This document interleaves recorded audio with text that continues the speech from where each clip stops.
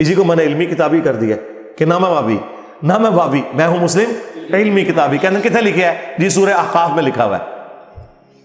یہ کہاں لکھا ہوا ہے کہ جی مرنے سے پہلے اے مسلمان کر لے اس پہ غور، کتابوں کا خدا اور ہے بابوں کا خدا اور. جی جامعہ ترمذی میں حدیث موجود ہے. آؤ نا داڑھ دلے. ہاں ویسے تو آپ کہتے ہیں جی دیکھیں جی ڈاکٹر اقبال نے تو حدیث کا ترجمہ کر دیا شعر کے اندر. وہ زمانے میں معزز تھے مسلمان ہو کر اور تم خوار ہوئے تارک قرآن ہو کر. یہ ترجمہ ہے مسلم شریف کی اس حدیث کا جو مشکات میں بھی ہے کہ اللہ تعالیٰ اس کتاب کی وجہ سے قوموں کو عروج دے گا اور اس کی وجہ سے زوال پذیر کرے گا. مستقبل کی خبر تھی لیکن ڈاکٹر اقبال کے زمانے میں یہ سب کچھ ہو چکا تھا، انہوں نے اسے ماضی بنا دیا. وہ زمانے میں معزز تھے مسلمان ہو کر تم خوار ہوئے تارک قرآن ہو کر. تو سرکار ڈاکٹر اقبال جو حدیث ترجمہ کرتا ہے انجینئر صاحب نہیں کر سکتے؟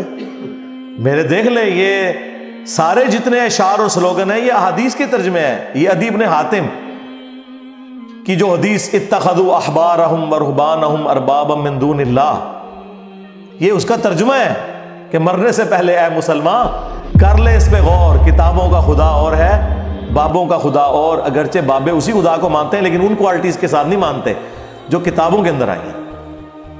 اور نہ میں بابی میں ہوں مسلم علمی کتابی. کہتے ہیں علمی کتابی بھائی وہ اس کی صفت ہے ہم مسلم ہیں. علمی کتابی اس لیے کہتے ہیں کہ قرآن میں ہے ایتونی بکتاب من قبل ھذا او اثارۃ من علم. اور المستدرک للحاکم میں حدیث ہے اپنے بعد دو چیزیں چھوڑ کے جا رہا ہوں، قرآن اور تمہارے نبی کی سنت. تو کتابوں کے حوالے حضور کر کے گئے ہیں صلی اللہ علیہ وسلم. اور غدیر خم پہ صحیح مسلم میں 4 احادیث ہیں.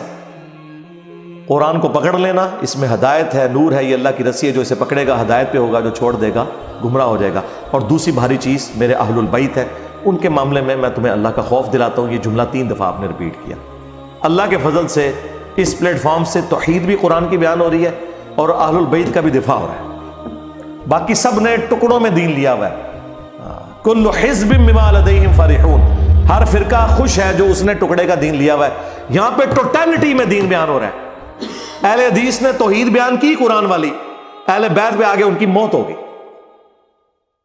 اہل تشیع نے اہل بیت کا دفاع کیا، اگرچہ اس میں غلو بھی کیا لیکن دفاع تو کیا، لیکن توحید کے معاملے میں آگے موت ہوگی. اہل البیت کے ساتھ وہ عقیدے منسوب کر دیے جو اللہ کا حق تھا. یہ وہ پلیٹ فارم ہے جہاں پہ کبھی ریڈ لائن کراس نہیں ہوتی. توحید گج وج کے بیان ہوگی اور اہل البیت کا بھی دفاع ہوگا لیکن کوئی ریڈ لائن کراس نہیں ہوگی اللہ کے فضل سے الحمدللہ. تو مجھے وہ شلوار شاہ سے یاد آیا کہ وہ شلواریں لٹکا رہے ہیں اور نبی علیہ السلام نے تو کوئی درخت مقرر نہیں کیا. آپ نے فرمایا کہ تم نے تو آج وہی بات کر دی جو موسیٰ علیہ السلام کے ماننے والوں نے کر دی تھی. تو نبی علیہ السلام کی آپ احتیاط کا لیول دیکھیں. آپ علیہ السلام نے اس درخت مقرر کرنے کو یعنی شرک کے ساتھ تشبیہ دے دیا. اس کو تو چھوڑ دیں، رسول اللہ نے اپنی قبر کے بارے میں فرمایا ہے. مسند احمد میں حدیث ہے اللہم لا تجعل قبری وثنا یعبد، اے اللہ میری قبر کو وہ بت نہ بننے دینا کہ لوگ اس کی عبادت شروع کر دیں. رسول اللہ نے اپنی قبر کو بت کہہ دیا. ہمارے لیے تو اس پلانٹ ارتھ پہ رسول اللہ کی قبر مبارک سے زیادہ کوئی عزت اور احترام والی جگہ نہیں ہے، کوئی دنیا کی قبر اس کا مقابلہ نہیں کرتی. لیکن نبی علیہ السلام فرما رہے ہیں اگر اس کے ساتھ بھی کوئی عقیدہ منسوب کرو گے تو وہ شرک عقیدہ ہے.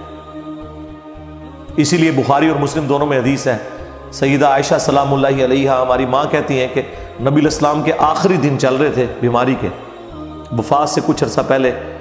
آپ کو جب تکلیف ہوتی تو آپ اپنے چہرہ مبارک سے چادر کو ہٹاتے اور بار بار ایک جملہ بولتے لعن اللہ الیہود والنصارى اتخذوا قبور انبیائہم مساجدہ.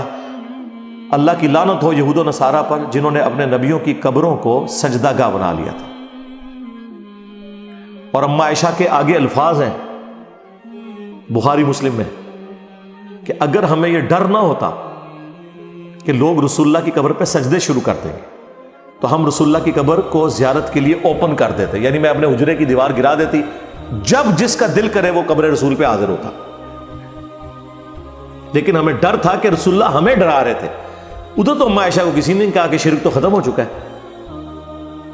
اس کے اوپر میں نے پوری ویڈیو ریکارڈ کروائی ہے جنہوں نے آؤٹ آف کانٹیکسٹ بات کی ہے. مجھے اپنے بعد تم سے شرک کا خوف نہیں. وہ پوری ایک ڈاکٹرین ہے جو میں نے بیان کی ہے, وہ آپ میری ویڈیو دیکھ لیں. انہیں پتا تھا کہ بخاری میں حدیث موجود ہے. سیدنا عمر کہتے ہیں میں نے رسول اللہ کو ممبر پہ یہ بات کہتے ہوئے سنی تھی, دیکھنا میری شان کو اس طرح بلند نہ کرنا جس طرح نصارہ نے اپنے پیغمبر کو بڑھا دیا تھا. میں اللہ کا بندہ اور اس کا رسول ہوں, مجھے اللہ کا بندہ اور اس کا رسول ہی کہنا. محمدن عبدہ و رسول, الحمدللہ ہم یہی کہتے ہیں. اسی لیے تو میں کہتا ہوں کہ رسول اللہ کی کامیابی ہے کہ آپ کی میت کے اوپر محفل میلاد نہیں ہو رہی, آپ کی میت کے اوپر نعتیں نہیں پڑھی جا رہی, بلکہ بخاری میں 4 جگہ وہ حدیث آئی ہے. سیدنا ابوبکر آپ کی میت کے اوپر خطبہ یہ دے رہے ہیں کہ جب نبی علیہ السلام کی ڈیتھ ہوئی تو حضرت ابوبکر صدیق حجرہ عائشہ میں داخل ہوئے, رسول اللہ کے چہرہ مبارک سے کفن کو ہٹایا, آپ علیہ السلام کے ماتھے پہ بوسہ دیا اور کہا یا رسول اللہ, اللہ تعالیٰ آپ پہ 2 موتیں جمع نہیں کرے گا. ایک موت آپ کا مقدر تھی, وہ آپ کو آ گئی. اور پھر باہر نکل کے ممبر پہ چڑھ گئے. حالانکہ حضرت عمر لوگوں کو کہہ رہے تھے کہ جو یہ کہے گا کہ رسول اللہ فوت ہو گئے میں اس کی گردن اتار دوں گا. تو حضرت ابوبکر نے خطبہ دیا اور کہا کہ عمر کو اس کے حال پہ چھوڑ دو. اور آپ نے پہلا جملہ اتنا گستاخانہ بولا حمد و صلات کے بعد, آج کی ڈاکٹرین میں 295 سی لگتی ہے اس کے اوپر, ہمارے نزدیک تو بالکل صحیح بولا. الا من کان یعبد محمدا فان محمدا قد مات. کان کھول کر سن لو, جو بھی تم میں محمد کی عبادت کرتا تھا جان لے کے محمد مر چکے. اندازہ کریں, میرے خلاف کلپ بنائے ہوئے یہ کہتا ہے مر چکے. اوے ابو بکر صدیق نے کہا ہے رضی اللہ تعالیٰ عنہ. ڈنگرو, کس کو گستاخ کہہ رہے ہو؟ انجینئر کو نہیں, انجینئر کے امام کو گستاخ کہہ رہے ہو. ابو بکر صدیق رضی اللہ تعالیٰ عنہ, یہ ان کا خطبہ ہے. اور اس سے بڑھ کر یہ ہے ہی جملہ بھی فرضی تھا. صحابہ میں کون حضور کی عبادت کرتا تھا؟ یہ ہوتے تنو اور کوئی نہیں گل بھی, تو یہی گل کہنی ہے تھے. تو پڑھ وما ارسلناک الا رحمۃ للعالمین, تو پڑھ ان اللہ و ملائکتہ یصلون علی النبی صلی اللہ علیہ وآلہ وسلم. نہیں, صحابہ کو پتا تھا اس موقع پہ یہی بات, کیونکہ اس انسانیت نے سب سے بڑا شرک ایک نبی کے نام پہ ہی دیکھا ہے, عیسیٰ ابن مریم کے نام کو.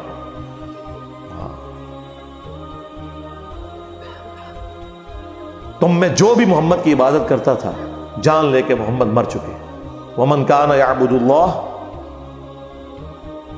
فإن اللہ حی لا یموت. اور جو کوئی اللہ کی عبادت کرتا تھا وہ جان لے کہ اللہ زندہ ہے, اسے کبھی موت نہیں آئے گی. یہ سنایا جائے. اور پھر حضرت ابوبکر نے اپنے اس جملے کی تائید میں قرآن کی آیت پیش کی. پہلے جو کچھ بولا وہ نہ آیت تھی نہ حدیث تھی, ان کا ذاتی فتویٰ تھا, لیکن انہوں نے ڈیڈکٹ کیا قرآن کی آیت سے. ہو سکتا ہے اتنے کوئی کھلوئی نہ جائے جی قرآن حدیث تو ثابت کرو, تو حضرت ابوبکر نے خود ہی ثابت کر دیا. آپ نے سورہ آل عمران کی آیت نمبر 144 پڑھی, وما محمد الا رسول قد خلت من قبلہ الرسل افإن مات او قتل. محمد تو نہیں مگر ایک رسول, ان سے پہلے بھی کئی رسول گزرے, اگر یہ مر جائیں یا قتل کر دیے جائیں اور پاکستان میں وصال فرما جائیں یا شہید ہو جائیں. پاکستان میں تو یہ ترجمہ کرنا پڑتا ہے. تو کیا تم دین سے الٹے قدم پھر جاؤ گے؟ یعنی تم نے کوئی نبی پہ احسان کیا ہے ایمان قبول کر کے, اپنے اوپر احسان کیا ہے. پھر دوسری آیت پڑھی سورہ الزمر کی آیت نمبر 30, انک میت و انہم میتون. بے شک اے نبی تمہیں بھی مرنا ہے, تمہارے مخالفین کو بھی مرنا ہے, اور پھر اللہ کے حضور پیش ہونا ہے. اندازہ کریں. اور المستدرک للحاکم میں حدیث میں ایک تیسری آیت بھی پڑھی سورۃ الانبیاء سے, اس میں بھی اس بات کا ذکر موجود تھا کہ اگر رسول اللہ کو موت آئے گی تو آپ کے مخالفین کو بھی موت آ جائے گی.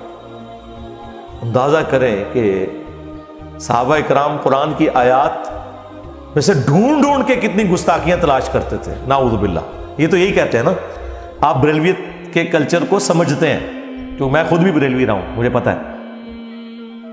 اور اما عائشہ دیکھیں وہ کہہ رہی ہیں اگر یہ ڈر نہ ہوتا کہ لوگ سجدے شروع کر دیں گے، ہم رسول اللہ کی قبر مبارک کو زیارت کے لیے اوپن چھوڑ دیتے۔